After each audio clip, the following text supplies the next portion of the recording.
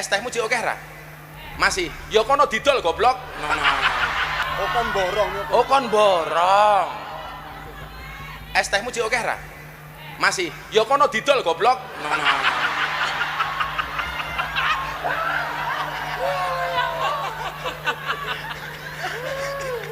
Dolen dhisik, engko lak rong payu wis takdir.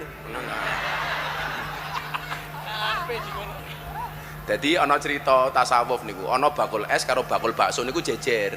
Sing bakul es niku ndonga, ya Allah muga-muga hawane panas. Soale lak panas ngombe es rasane seger. Sing bakul bakso ndonga, ya Allah Gusti muga-muga udan adem. Soale adem-adem biasanya mangan bakso rasane enak. Kira-kira umpama dina niku adem.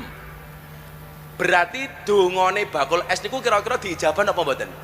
Tetep wae diijabah dalam bentuk yang lain. Ese ra payu tapi awake sehat. Mulih ndelah bojone meteng. Niku lak ya nikmat. Kok ditinggal bakul es kok meteng? Kan banyak terjadi di mana-mana.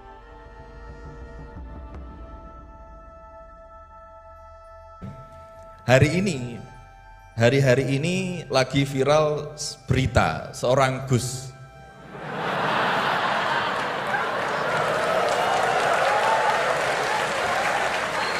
Mohon izin. Yang mungkin berceramah dengan kalimat yang kurang baik, mungkin diniatkan guyon tapi malah melukai hati orang lain. Tapi Masya Allah Gus Bahak guyon tapi tidak pernah melukai hati orang lain.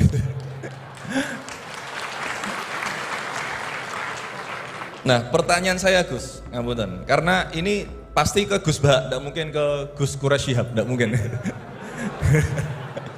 Karena pasti Gus Bahak.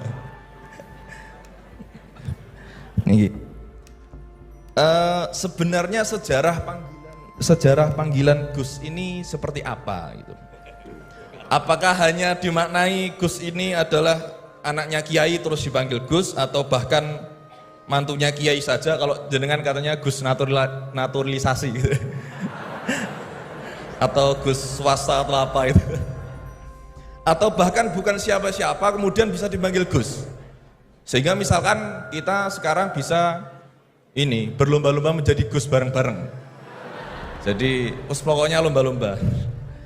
Nah, dan apakah ini hanya di Jawa saja? Karena di Madura juga kami sering mendengar ada panggilan Lora.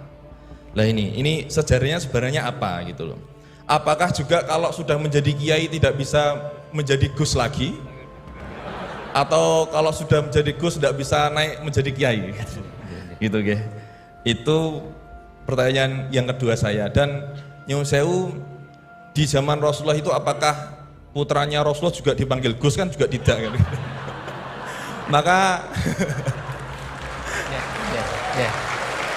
Maka kalau Gus ini tidak ada di zaman Rasulullah, berarti semua Gus ini bid'ah gitu loh. Karena Gus tidak ada di zaman Rasulullah. Ngerti nggih? Nggih, jadi intinya sejarahnya dan standarisasi Gus itu apa yang orisinil gitu. Yang kalau misalkan di Indonesia ini yang Gus orisinil hanya jenengan, berarti semuanya palsuan gitu. Lah ini tentu bisa dijelaskan Gus. Ngapunten, matur suwun sangat. Wassalamualaikum warahmatullahi wabarakatuh. Waalaikumsalam warahmatullahi wabarakatuh. Semoga diampuni oleh Allah Ta'ala. Begini, satu itu saya tidak medsosan, tapi ya dengar-dengar laporan macam-macam lah tentang sekian pihak itu. Begini, saya cerita ini biar sampean tahu bahwa Pak Rektor ngundang saya ini tidak salah kan. Memang benar-benar pemateri yang baik. Ya kalau kata Nabi Yusuf kan inni hafizun alim, orang harus zikru manaqibi nafsi, orang boleh cerita kelebihannya asal itu faktual. Begini, suatu saat, ini cerita di kitab Ihya, suatu saat Nabi Musa itu sholat istisqa. Itu doa apa saja itu sudah dipakai, nggak mandi. Nabi Musa nggak mandi, tetap nggak mandi. Kata Allah, inna fihim namaman, di komunitas anda yang ikut sholat itu ada yang tukang adu-adu, namam, provokator. Maka kamu doa kayak apa tetap tidak akan saya ijabahi. Nabi Musa, ya gampang Gusti, tunjukkan orang itu siapa, nanti saya usir dari majelis.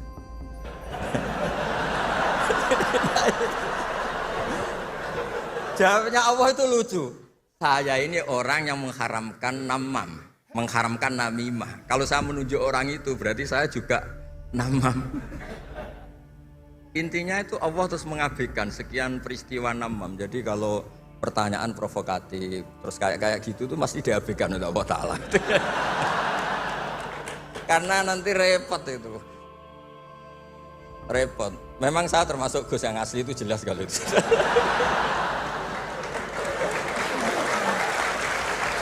Itu, lah ini Pak Fathul Laki tahu betul keluarga saya karena beliau orang Jepara ngajinya di. Ya, terus masalah fatwa tadi, fatwa sosial itu atau memahami pakai terjemah begini seperti yang dikatakan Pak Kures. Ada pegangan yang umum kayak sidik, amanat, tabligh, fatwa. Itu memang lewat terjemah nggak apa-apa. Tapi ada terjemah yang nggak mengganti bahasa Arab. Misalnya kata sembahyang, mungkin perasaannya orang Bali sembahyang itu apa, perasaan kita sembahyang itu apa, itu kan subjektif. Misalnya begini, ada ayat yang agak sensitif. Ketika Anda salah paham dengan istri itu wadribuhun, fahjuruhunna fil madoji wadribuhun. Itu kan riskan betul. Maka pukullah istri kamu. Pukul itu kan konotasinya itu buruk. Tapi di semua tareh, saya bilang tidak sebagian, di semua tareh itu disebut dorban ghairu mubarrihin, mukul yang tidak melukai. Jadi orang Arab itu punya adat kalau kecewa itu dorobu bin ni'al wasau. Jadi mukul itu pakai kain, pakai kacu, pakai. Nah, di Jawa kata mukul itu ya mesti kekerasan itu. Nah, yang jenis ini itu riskan kalau dari bahasa Arab pindah ke Jawa. Jadi ada yang riskan, ada enggak. Nah, sebab itu saya sering bilang, saya ini kan belajar tafsir insya Allah lah, khatam. Cuma saya tidak suka nulis, karena sudah ada yang nulis. Karena saya nulis tetap saja dianggap top Pak Kures, jadi tidak usah nulis lah, sudah ada. Begini, yang penting saya menghormati beliau karena nulis khatam. Pentingnya nulis itu memang khatam, mulai awal A sampai Z. Pentingnya khatam itu apa? Di situ ada dialog. Ada dialog Allah sama nabinya, sama kekasihnya, bahkan sama musuhnya. Misalnya sama musuhnya. Itu Nabi Musa masih dibilangi sama Allah, faqula lahu qawlan layyinan. Ini penting saya utarakan. Nah, suatu saat Harun Ar-Rasyid ini didatangi ustadz, mungkin ustadz yang amatir lah, masih latihan ustadz, jadi masih ekstrim itu. Ya Amirul Mukminin, ini nasihun lak, famusyaddidun alaika, fala tajidanna fi nafsika aliyya syai'an. Biar sampai latihan bahasa Arab nanti Pak Rektor. Bukan Anda, terus naturalisasi tadi Anda. Saya akan memberi nasihat engkau, kemudian cara nasihat saya itu musyaddid, ekstrim. Maka jangan kamu anggap serius. Maksudnya jangan penjarakan saya ketika saya nasihat ke kamu ini kasar. Jawabnya Harun Ar-Rasyid itu langsung bilang gini. Bilang ya jahil, ini karena Arab. Orang Arab itu kalau ngomong jahil itu tidak sekasar yang kamu bayangkan, karena makanya bahasa Arab itu susah. Saya itu ini cerita ke Pak Kures, ini curhat, bukan cerita mufti, curhat. Kiai Jawa kalau maknani wailak waihak itu ciloko kue. Padahal sering Nabi itu kalau kecewa sama seseorang bilang wailak sama waihak.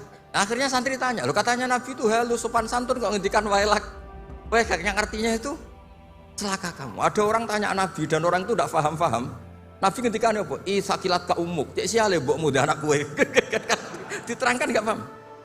Tapi sarah-sarah kayak kitab Irsyadus Sari itu bilang gini. Kalimatu tarohumin wa talatufin. Ini kalimat yang orang Arab tuh merasa dekat sehingga bilang wailak. Tapi Kiai Jawa tetap saja maknani ciloko. Masalahnya di konteks itu yang dawuh itu Kanjeng. Nah, sing ngendikan ini orang Solo ini kan enggak apa-apa. Kayak bakat gitu aja terus orang gitu. Nah, yang seperti ini enggak bisa dipindah ke terjemah.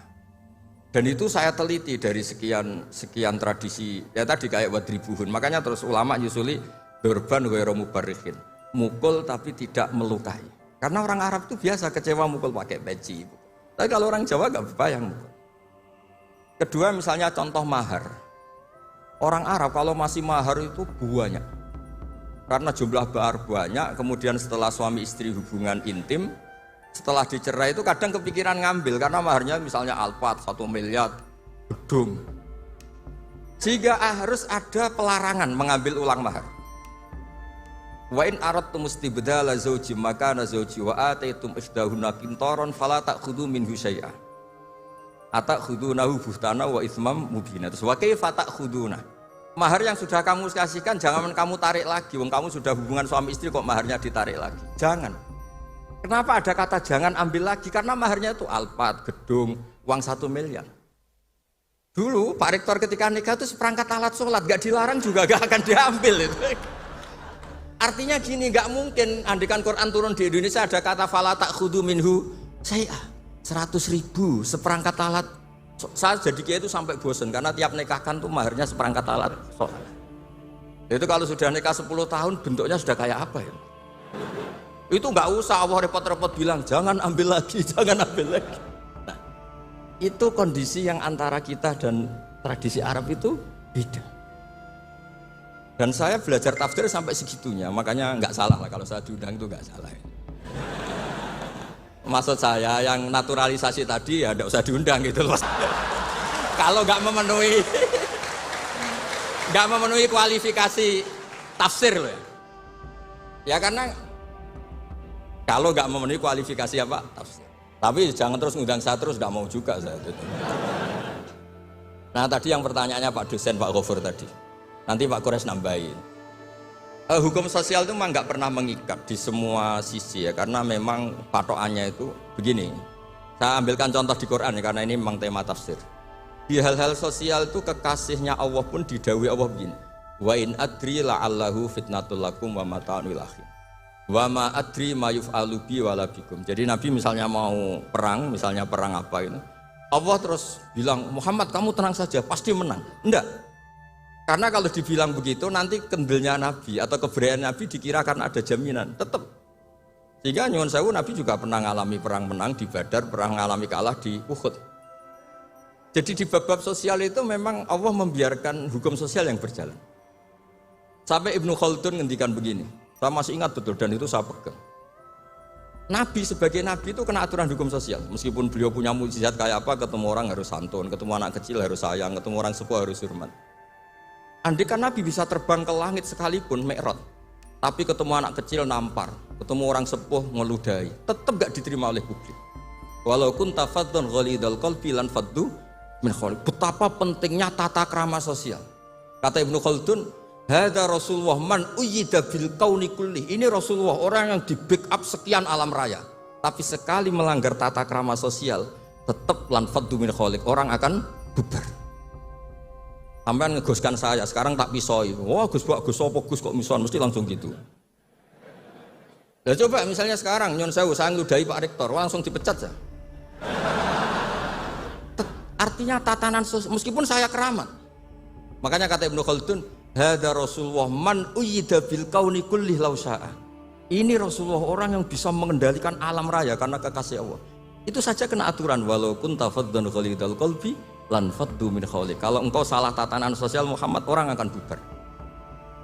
Nah maksudnya gini Pak dosen, kalau tatanan sosial gini, saya pernah ditanya oleh dekan fakultas kedokteran pas ada diskusi dengan ya tadi orang-orang medis, misalnya begini, itu misalnya nyun sewu tapi gak usah dijiwai, gak usah kamu udah dilupakan saja kabar. Menyembuhkan orang koma itu baik apa tidak baik, tapi misalnya orang ini kalau sembuh pasti bunuh lagi, pasti merkosa lagi. Terus kita gimana? Ngasih makan juga sama. Orang miskin nggak bisa makan, nggak bisa apa-apa, nggak bisa makan, nggak bisa apa-apa. Berkahnya nggak bisa makan, nggak bisa apa-apa, dia tidak nyuri, tidak bunuh, tidak merkosa. Dan orang ini kalau sehat lagi akan begitu lagi. Wajib ngasih makan dah. Itu mesti orang itu, weh, kasihlah kemanusiaan. Jangan nanti kumat lagi. Jadi hukum sosial itu mesti mindsetnya ulama itu beda-beda. Saya sering matur ke Pak Quraisy, saya itu pernah kata santri saya pernah katanya diundang ke Malaysia, juga pernah katanya diundang ke Maroko. Saya bilang sudah yang kelas-kelas internasional Pak Quraisy saya ada usah. Kenapa? Jawabnya sederhana.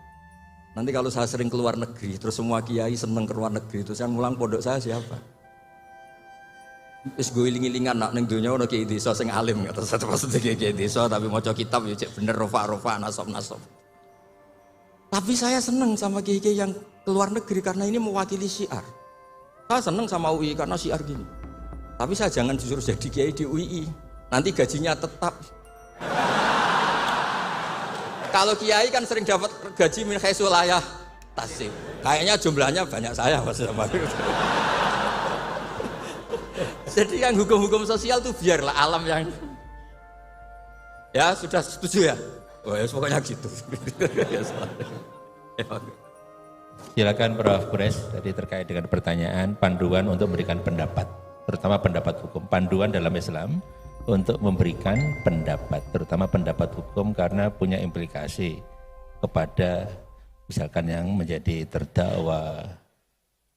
Kalau pendapat hukumnya salah, ya jadi hukuman yang diberikan juga salah. Tamanya seperti itu ya. Ya. Panduan Islamnya seperti apa, Pak Kures ya? Itu kan prinsipnya begini, jangan bicara kalau enggak tahu.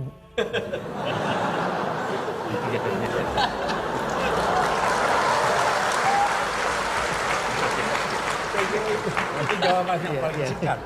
Oke, terjawab. Ya, jawabannya itu ya. Baik, terima kasih Prof. Kures. Singkat padat.